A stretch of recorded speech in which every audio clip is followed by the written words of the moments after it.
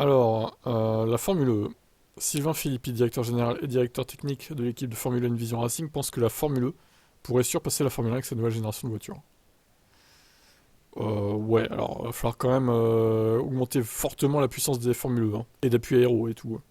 Tout est une question de force portante. Aujourd'hui, nous pouvons fabriquer un moteur électrique capable de mettre un moteur de Formule 1 en termes d'accélération, de battre, pardon, un moteur de Formule 1 en termes d'accélération et même d'offrir les mêmes vitesses élevées.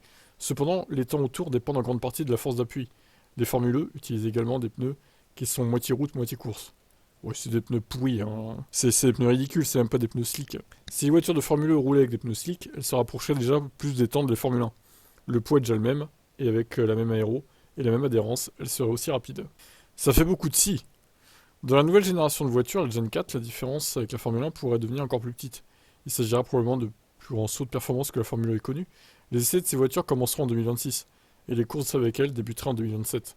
Ça correspond donc à peu près aux nouvelles réglementations de F1 en 2026. Avec la Gen 4, ce sera la fin de la partie.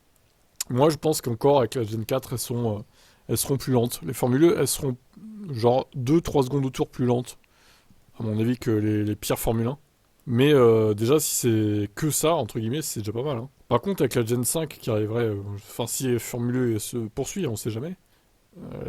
La Gen 5, je pense on peut planifier ça pour 2033-34, peut-être même un peu avant. Là, par contre, il y aura match. Là, il y aura match, clairement. Et peut-être que les Formule 1 seraient plus rapides. Mais bon, ça reste à confirmer, ça reste à voir. Parce que la Formule 1 va pas s'arrêter de progresser non plus, du coup.